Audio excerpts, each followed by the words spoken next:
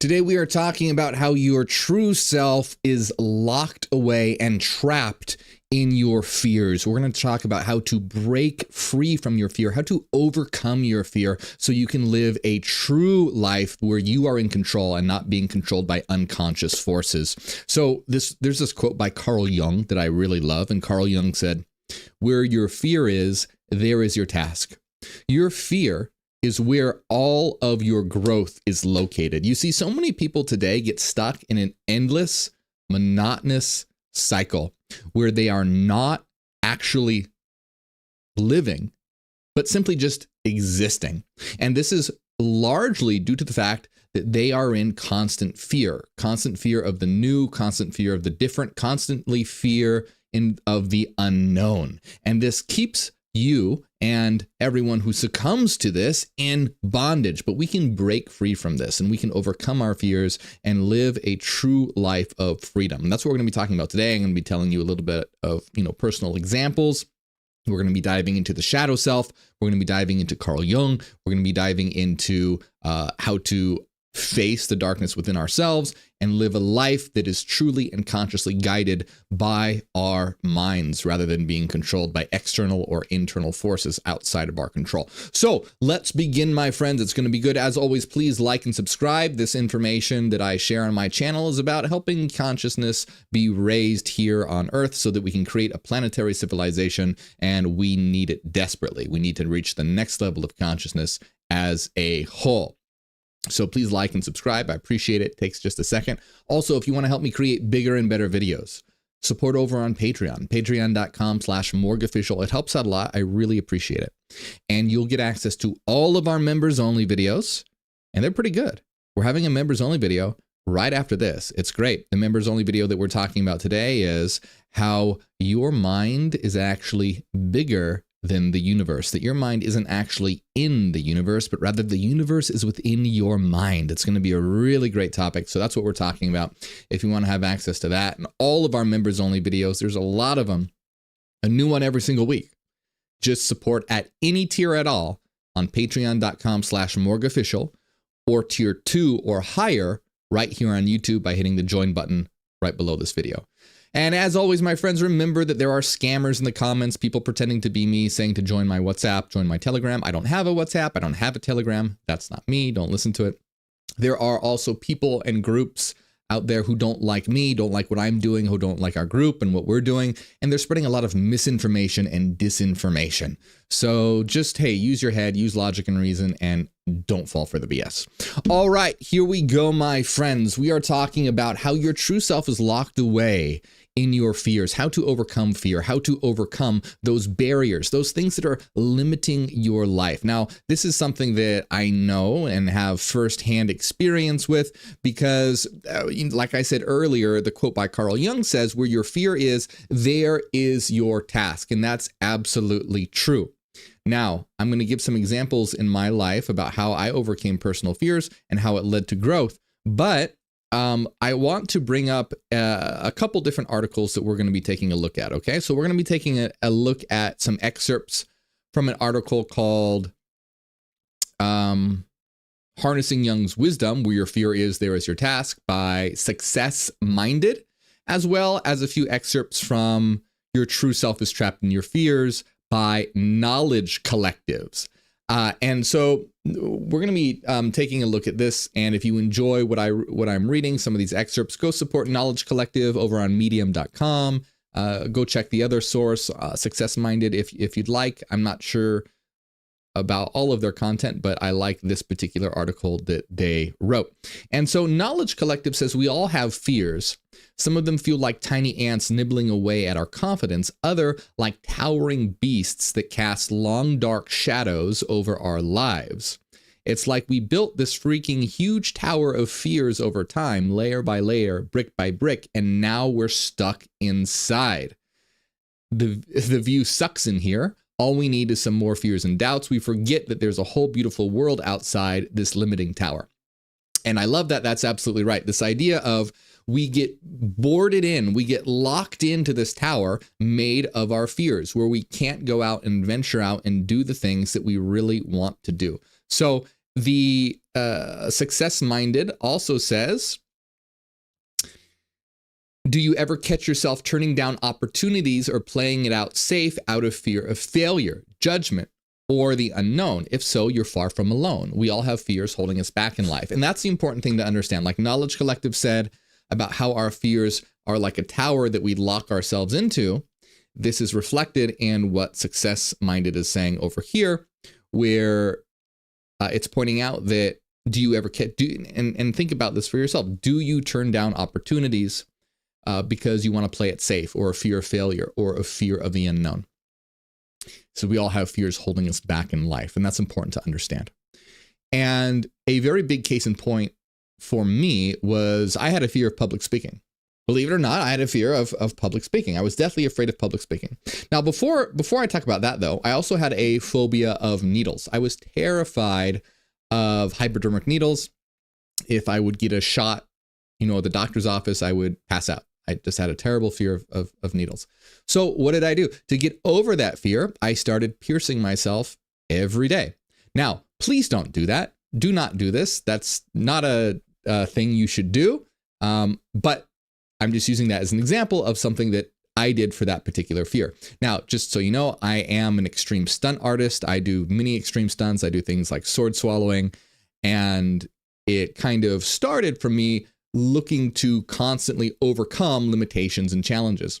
And that began with having the strength to overcome the fear of needles. Now, again, remember, don't do that. But that's how I overcame that particular fear for myself. Now, and this kind of kicked off the idea of me pushing myself and overcoming limitations and seeing how far that I could take things. So I also had a very big fear of public speaking. Now, of course, at the time, I wanted to be a performer.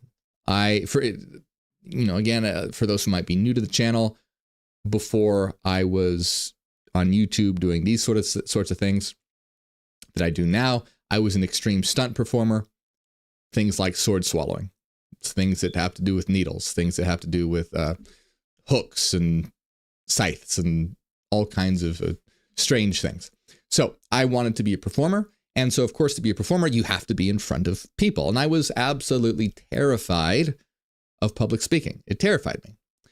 So what did I do? Well, I had to face these fears. What I began to do is I started going to open mic nights to perform. I took a public speaking class. I started street performing, and I started actually going out there and taking the steps to overcome these fears. And now, by the way, I'm extremely, I practically have zero fear of public speaking. I love being on stage, being in front of crowds. I love it. It's great. I feel extremely comfortable. I feel very at home. I worked at the Freak Show for years, and we would do something like 15 to 20 shows a day sometimes. Now think about that, 15 to 20 shows a day sometimes. So I was constantly in front of people, constantly in front of crowds. I'm very comfortable on a stage. I miss stage performing actually quite a lot. I am much more comfortable in front of crowds than I am in, small social gatherings where there's just a handful of people, because that's not something I'm really used to. I don't do that a lot, so it's kind of foreign to me. But you can see where if I wouldn't have done that, if I wouldn't have faced those fears, I might not be talking to you here right now. I might have had a completely different life path because I would have been secluded. I would have stayed in my little bubble. I would have never ventured out into the world. I would have never become a street performer. I've never been a freak show performer. I would have never, done all the different, TV shows and performances that I've done, and maybe not have gone on YouTube. I don't know. Doing YouTube is a little different than public speaking. So it's not as frightening for a lot of people, but still, I would have never had this particular life path. So you can see that fears really hold you back. They stop you from living your true life. They stop you from living your best life. They stop you from living a life where you are actually in control. Because see, what you want to do is you want to achieve your elevated will. So if you have an elevated will, right? Like, so your will is to, let's say, if your will is to be a performer, that means it's to go out and, you have to be in front of people. But if you have a fear of public speaking and you don't work on getting over these fears, then you actually won't be achieving your will. Your will is to be a performer, like in my case, let's say. In my case, my will was to be a performer, and I achieved that will by going out and actualizing it and doing it. But if one doesn't do that, then it's not your will. Your will is a desire that becomes actualized. That's what a will is. A will, something that is your will, is a desire that is actualized. So if you have a desire to accomplish something in life, but if fear is holding you back, you're not following your true will. You're not following your elevated will. You're being in control by something else. You're being in control. You're being controlled by unconscious forces. You're being controlled by fear. You're being controlled by external factors. So it's about working on achieving elevated will, your true will, to be able to go out there and accomplish those things that will lead to a better life for you. So the article continues by saying, as Swiss psychologist Carl Jung said, where your fear is, there is your task. And this quote recognizes that our fears point to exactly where we need to go to evolve and expand our lives.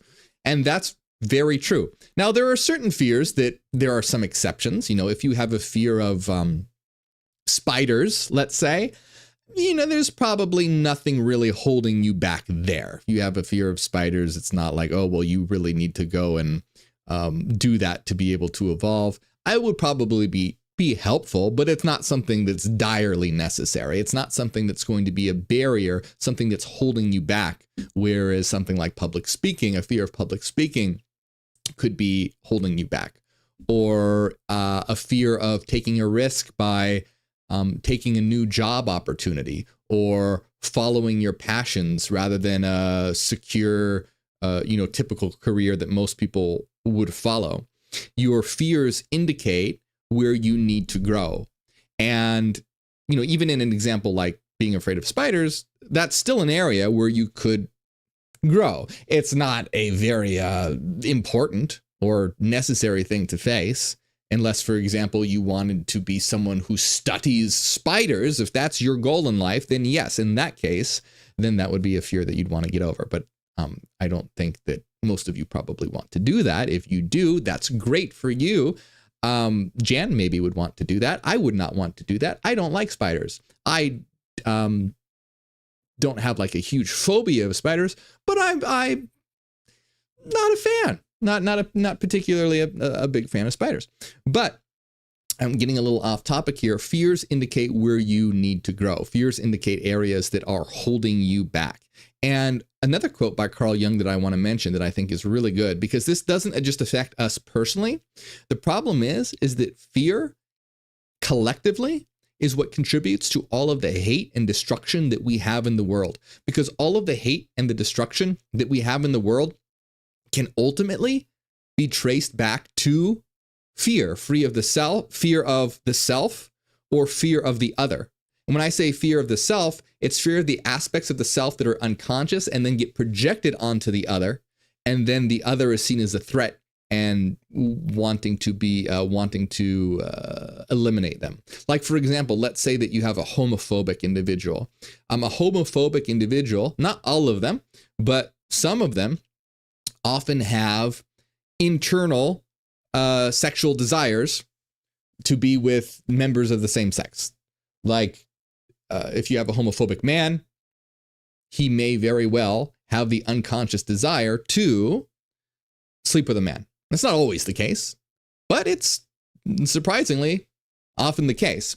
And the reason why this is because this individual has such a fear that this thing is in themselves that it gets they project it onto the other and then want to eliminate the other to calm the psychological discomfort that person brings up in them and reminds them. So, for example, what that means is if you have this homophobic individual who has this secret desire and they see a gay person, unconsciously, that will remind them that they have these urges themselves. They might not even be aware of it, but it's an unconscious trigger that reminds them that they have this urge themselves that starts this extreme discomfort. And so what do?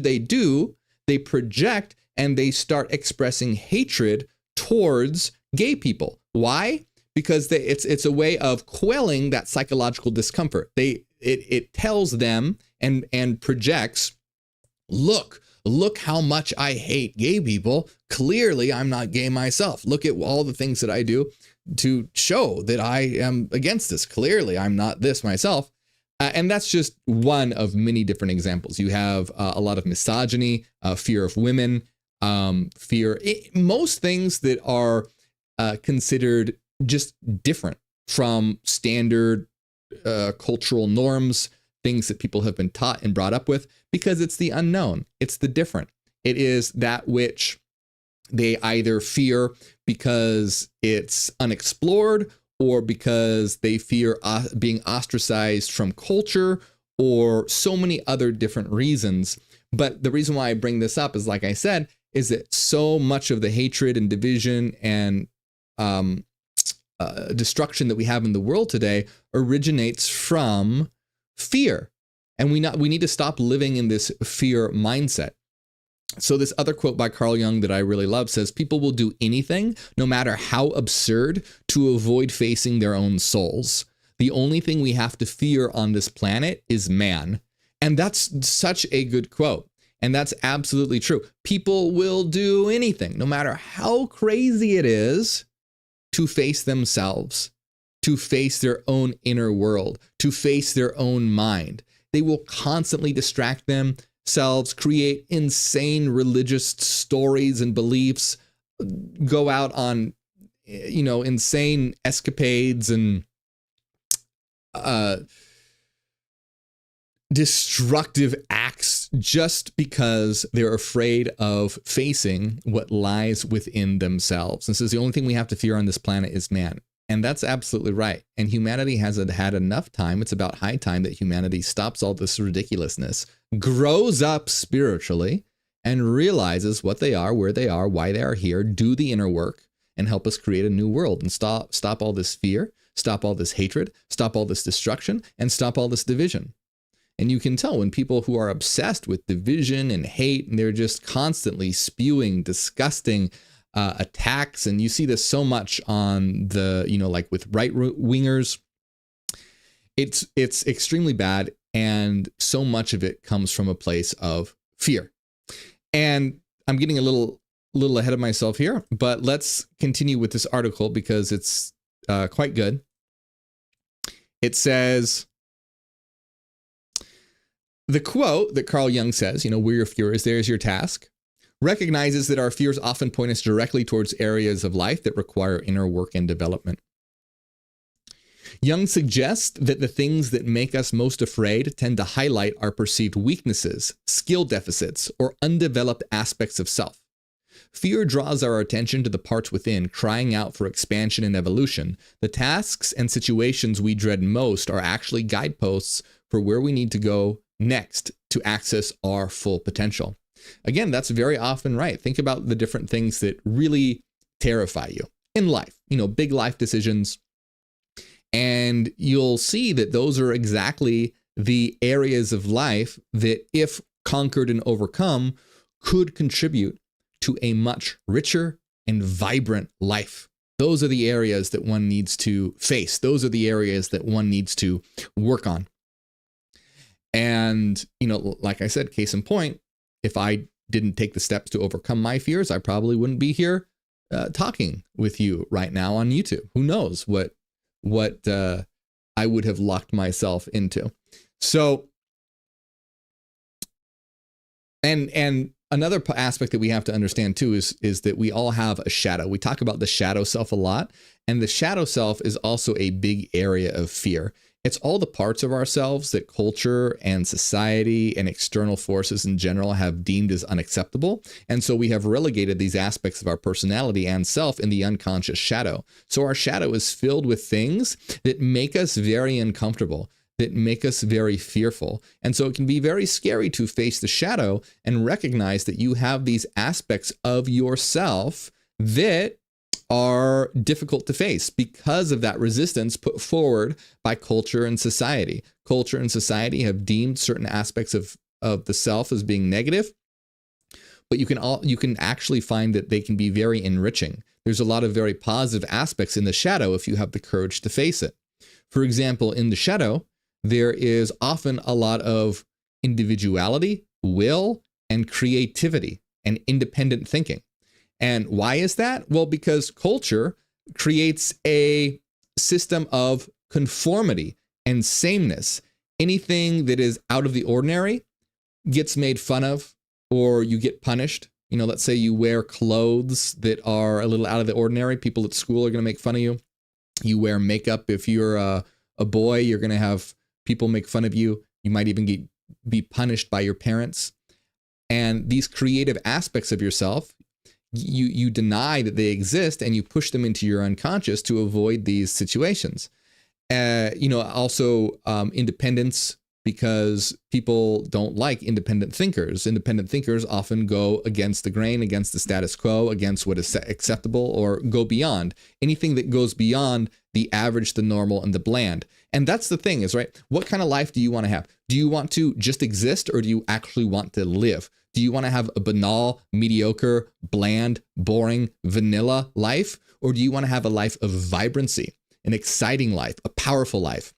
We're all here to experience. We are all shards of the absolute, experiencing ourselves, experiencing each other. The whole point is to live a vibrant life, a life that you have maximized its quality, a life where you are exploring yourself, exploring the world, exploring others, learning and growing and facing fears and overcoming.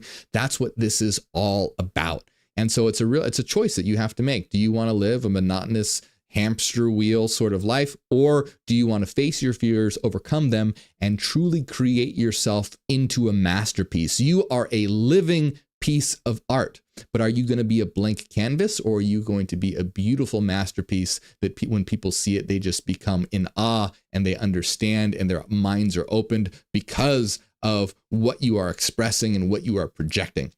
That's what it means to really become a reality shaper and a living archetype, where you have become so fully expressed that people are actually tuning into your pattern for their own inspiration and their own catalysts for creativity and growth. That's when you reach the level of transcendence, where not only are you self-actualized, but you have become so self-actualized that you are now helping others actualize as well. And that's the kind of world that we want to build. We want to build a teleocratic planetary civilization, a teleocracy, that gets everyone to the level of transcendence, which means, well, as many people as possible to the level of transcendence. We want to give everyone all of the access to all the security and growth resources that they need to be able to live a life that allows them to reach that. Things like, access to healthcare, access to education, access to food and housing, and psychological support, and places of inspiration and art, giving people everything that they need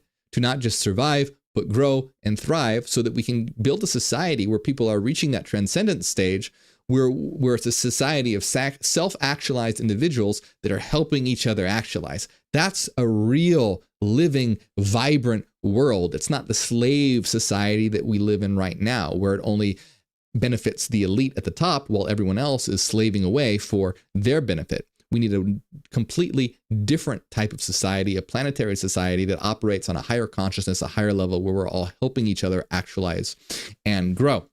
So the article continues by saying, according to Jung, fear can act as a helpful signal to unlock new levels of personal power and capabilities. That's absolutely right. Fears are pointing you towards weaknesses, and it can be very difficult to face, but you need to acknowledge it. And I think that's the important part to drive home. Is the first step to overcoming these fears is to acknowledge that you have them. Because there probably are some fears that you have that you acknowledge, but a lot of people don't. They don't acknowledge the fears that they have. And instead they push them aside, push them away, don't really think about them, and avoid them. Whereas the first step to do is to acknowledge, yes, I have this fear. The next step is to work on how to overcome this fear. How are you going to handle this fear? What are you going to do to overcome this fear? So it says, at its core, fear alerts us to perceived threats and weaknesses within ourselves. It draws our attention towards skills we haven't yet mastered, capabilities we haven't fully developed, or parts of ourselves we haven't fully realized. That's absolutely true. Now, if you think about it, fear often comes from, fear of the unknown. But if you think about it, it's the unknown that's ever really going to give us a truly vibrant life. Why? Because the known is everything that has already been explored. It's what you're familiar with. It's the, safe, secure, comforting aspects. The unknown is frightening because you don't know what is there. And it could be something harmful, or it could be treasures beyond your imagination. It's the unknown. It could be something beautiful and vibrant. And that's part of life, is being that fearless explorer of the unknown. And it's often an exploration of your own inner world. That unknown is often within your own mind. So, great case in point, the article continues by saying, for example, a fear of public speaking. I think that's a really good one. I think a lot of people can relate because a lot of people are terrified of public speaking. But I'll tell you, like, honestly, I have little to zero fear of public speaking. I used to be absolutely terrified of public speaking. It'd be one of those things where it's like, okay, I signed up for an open mic night and it's 3 weeks away or something. I would be in anxiety every single day until that day came and I did it. But if you do it enough times and you overcome these fears, you can conquer them. Like I said, because you realize that what you are afraid of is not something that can hurt you. Now, of course, this depends on what your fear is. There are certain fears that do have a certain amount of risk associated with them. And remember, I always want to say, be safe, be responsible, don't do anything crazy, don't do anything dumb. But when we're talking about fears here, like with regard to public speaking and fears associated with that, these are things that are going to be holding you back when you have the ability to conquer them. You really do. So it says, for example, a fear of public speaking means you need to improve your communication and leadership abilities.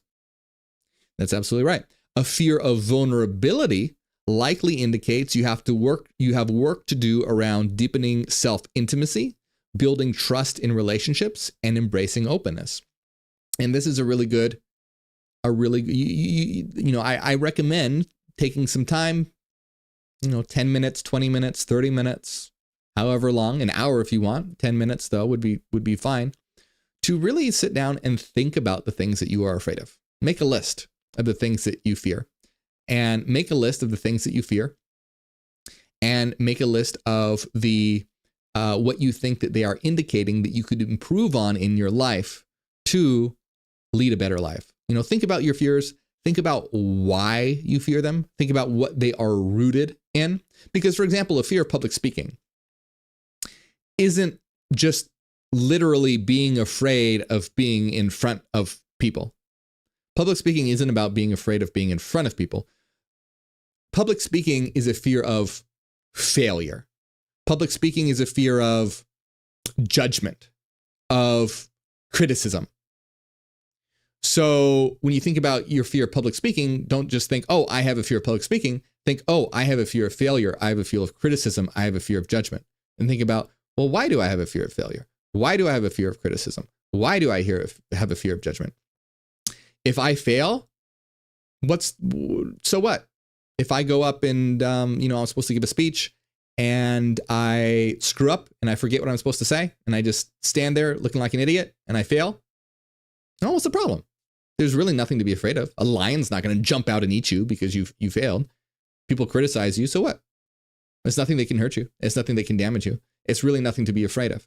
And so when you examine these psychological aspects, you can understand so this is where like a lot of depth psychology comes in, where you understand why you are afraid of these things. Now, this can help, but ultimately, to actually overcome them, you need to actually go out and do the thing. As long as it's safe, but if you're, safe and responsible, going out and doing the things, no matter how terrifying it may be, is how one begins to overcome them. This is exposure therapy. So I am a believer in both like exposure therapy and depth psychology, but I think they both need to be used. There are some people who think that like depth psychology can just cure your fear of public speaking. For example, Like there's this one, I remember because I had a really bad fear of public speaking. So I bought this course. I'm like, oh, this course is going to completely eliminate your fear of public speaking. And what it basically was it examined all the roots of why one is afraid of public speaking: fear of failure, fear of criticism, fear of judgment, etc. And all the courses, the content of the courses was about how to realize that these things aren't actually negative. So for example, they'd say, go back to when you were young and you made a mistake, like knocked over a glass of water. Well, something negative happened, like your parents yelled at you or you got punished or something. And so your mind associated with failure or making a mistake as being bad or being wrong. And what this was emphasizing was it's not actually bad. It's not, making a mistake is not wrong. You just have been conditioned to think that it is wrong. Making a mistake is actually an opportunity for learning, an opportunity for growth. When you go out and you do a public speech and you make a mistake, you learn what you need to do to improve next time. So mistakes and failure are actually positive because they are opportunities to learn. So a big part of that course was things like that, how to change your mind. So, go back, do some depth psychology, realize that a lot of this stems from how you were raised, how you grew up, things you were taught in childhood, how you associated failure with, being wrong or bad or a mistake because you were punished when it's not. And that's just an association that has become ingrained in you. It's not. It's an opportunity for growth. It's an opportunity for learning. And so a lot of it was about having a shift in a mindset, understanding the roots of these things, understanding that failure isn't actually bad, that it's positive. And so did that help? Yeah. Did it cure public speaking, the fear of public speaking? No, it didn't. So you can understand and learn the reason why you are afraid of certain things all day long, but it's very unlikely that that's just going to be a magic cure and fix. It can help a lot by understanding where these things come from and by having a shift in mindset and by really understanding why you are afraid of the things that you are and realizing they're things that really honestly one has no reason to be afraid of. But we have become so conditioned to be afraid of it. A simple realization doesn't fix it. So that's where after the depth psychology, that's where exposure therapy comes in, where you have been conditioned to be afraid of a certain thing, but through over and over and over and over and over being, exposed to, oh, this is bad, this is wrong, this is negative. So the only way to get over it is to expose yourself to the thing that you are afraid of. And so this is what I did. And you have to do it a lot. If I were to just do a public speaking, like I said, I did open mic nights, I did public speaking course. I took a public speaking course. I started doing street performing where I was street performing, 2-3 times a week, just going out and gathering a crowd. And when I say street performing, by the way, I have to, put it in context. The kind of street shows that I do were called circle shows, or were they called half circle shows? Something like that. Anyway, when most people think of street performers, they think of someone like holding a guitar, singing, or playing the guitar with like a tip jar in front of them, and then people walking by and throwing money in. That is what some street performers do. That's not the type of street performer I was. The type of street performer I was, it was a whole 15-20 minute show where you go out on the street and you gather a crowd of 20 to 50 to 100 people, and they are all surrounding you either in a circle or a half circle, and you do like a 15-20 minute show for a huge crowd of people. And I tell you that's a real that's a place to hone your public speaking skills, because hey, people on the street are assholes. So they'll heckle you and jeer you and all kinds of stuff. So you have to learn how to, handle that kind of stuff. You have to learn how to deal with it. You have to learn how to work with it. But in the end, you realize, it doesn't matter. That's why, it really doesn't matter. And, like I said, I've gotten hate so much, because I've been in the public eye for a long time. And when you're in the public eye and you do something that is not mediocre, that is against or different than the norm, you get haters. That's what happens. And yeah, that's just how it goes. It doesn't bother me. It's something that if you don't get haters, then there's something wrong, because you're usually not interesting enough. It's usually a sign of being interesting, because people are afraid of the thing that is different. But anyway, I digress.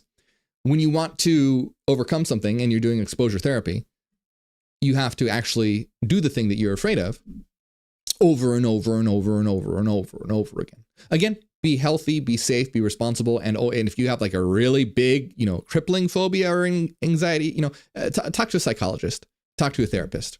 Talk to a therapist, because there are special cases where, if it's something like you're hyperventilating and passing out or something, you should talk to a therapist and work on it with them. But I'm giving you my experiences and what works for me.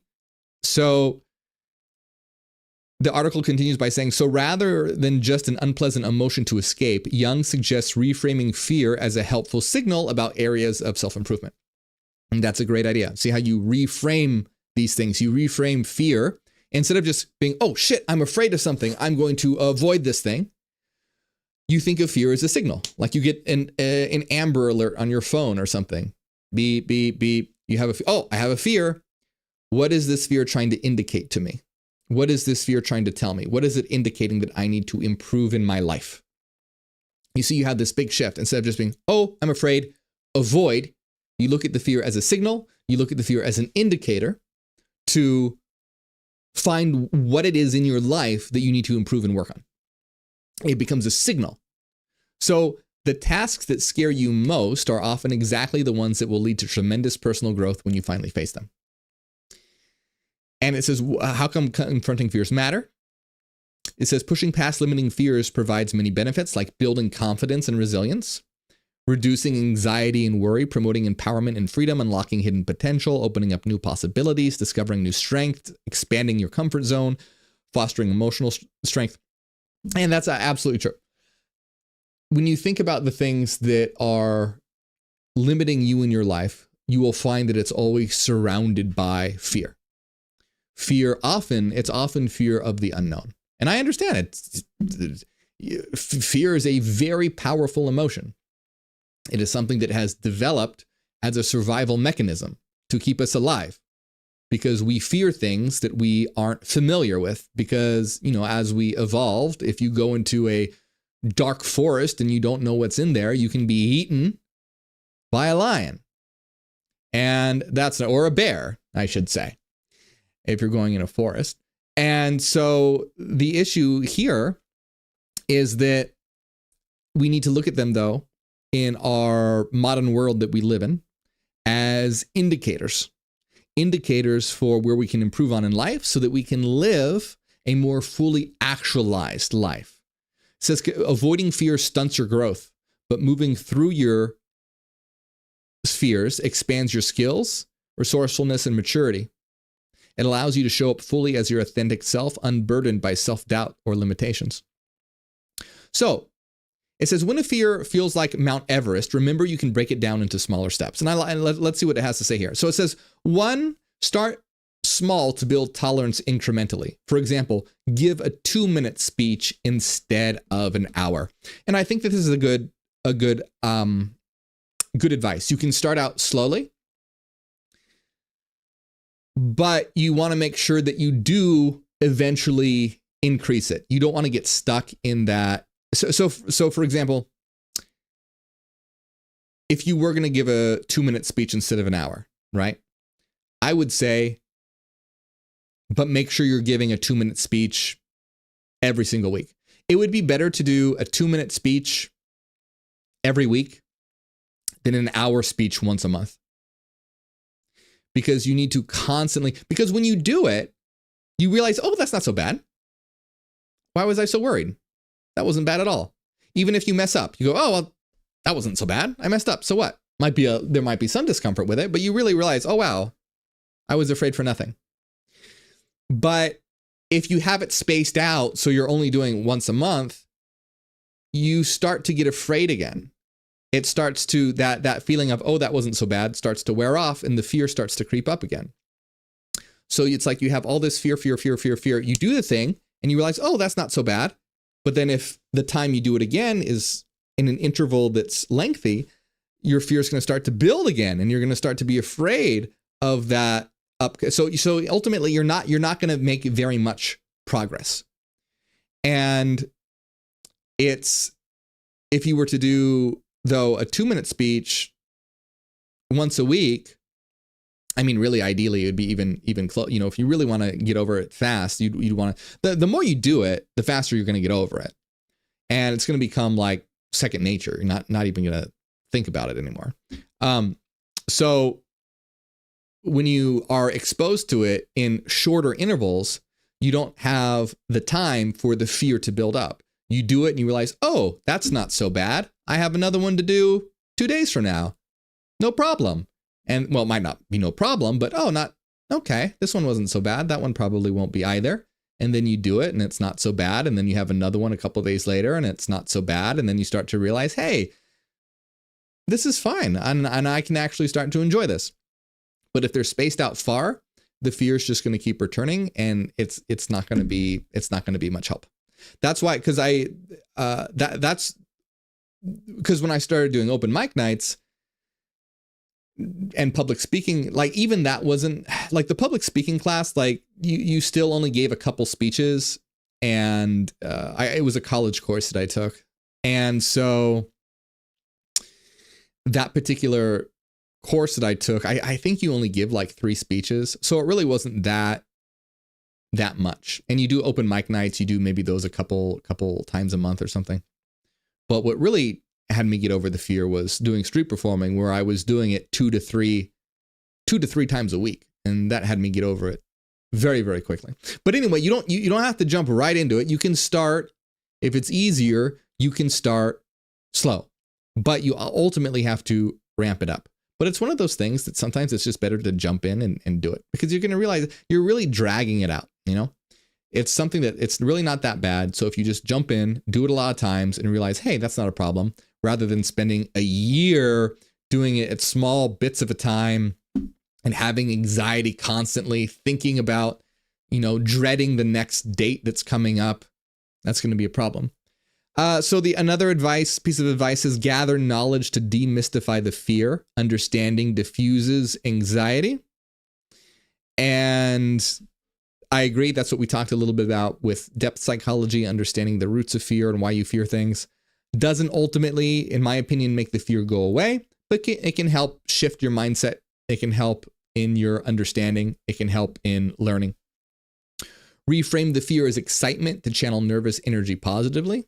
Good advice.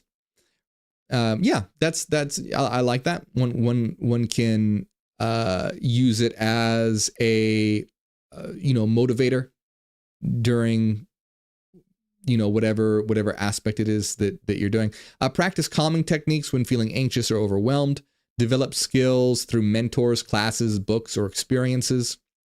Yeah, talking to a therapist I think is a great idea. As long as you're actually going out there and doing the thing. That's the important part, right? Go out and do it.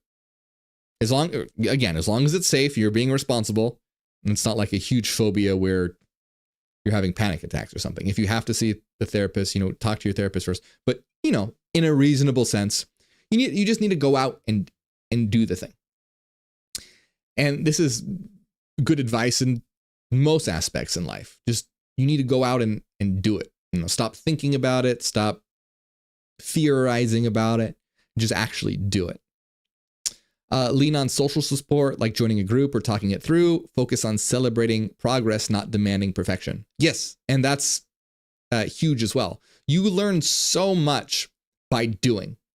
If you just sit there trying to make something perfect, you're going to realize that what you think is perfect might be completely wrong.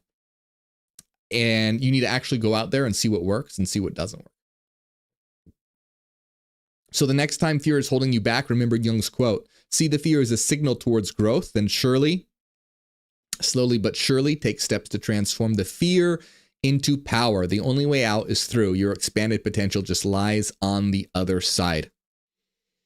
And fear is something that holds us all back, holds us so back so much from actualizing what we want in life and our true selves. So the key takeaway from this is when you feel afraid, when you see something that makes you afraid, or when you feel fear come up, don't just respond negatively. Don't just lash out. Don't just withdraw or avoid. Think about it. Think, why do I fear this thing? What is making me afraid? Is it an aspect of myself? Is it something that has been conditioned in me? What are the roots of these fears? And then think about what it's indicating in your life that you could improve. What aspect of your life are these fears signaling to you that you can work on and improve? And if you do this, you will have an infinitely more satisfying life. Because, look, for example, with public speaking, I was mortified of public speaking. And it would have been so much easier just to sit at home and to never go out and do that. It would be much safer. It'd be much simpler. And it'd be much easier. But like I said, I probably wouldn't be sitting here talking to you right now on YouTube. I wouldn't have done all of the amazing things that I've been able to do, all the amazing performances and opportunities that I've had. It would have been a bland, dull, boring life. So I'll tell you, I've always been very attracted to that which I fear. Things that I am afraid of, I am attracted to because they show me what needs to be overcome. It's an indicator of weakness. And weaknesses it's a very Nietzschean idea. The will to power, the Übermensch, the idea that one should be constantly overcoming obstacles or overcoming limitations. And it's very often fear that is the obstacle, or causing the obstacle, or indicating where those limitations are. So use the fear to your advantage. Think of it like an Amber Alert in your mind of what you need to pay attention to live a better life, to actually live a vibrant, thrilling, fulfilling life. You don't want to be on your deathbed thinking about all the things that you could have done. You want to be thinking about, wow, that was thrilling, scary, exciting, sad, beautiful experience. Because that's what we're here to do. We're here to have. We're not here to just exist. We're here to experience. So face your fears. Use them to your advantage as an indication of where you can improve and where you can grow. Now, as always, my friends, please like and subscribe. And if you enjoy my work, support over on patreon.com. It helps out a lot. You'll get access to all of our members only videos. And we're having one right now, right after this, where we're talking about how your mind is larger than the universe. So the universe actually exists in your mind. Your mind is not in the universe. It's going to be really good. That's what we're talking about. So support at any tier on Patreon or tier 2 or higher on YouTube by hitting the join button right below this video. I appreciate it. It really helps out a lot. And remember, this isn't church, so don't feel obligated to support monetarily, but I appreciate it very much. And I want to shout out those who do, especially Renaissance Fairy, Cassidy, Angela, the Halloween Mom, DB, Fashida, Enki, Nusalina, Masam, Eric, Christopher Smith, the Eternal Empire, and everyone else. Thank you very much.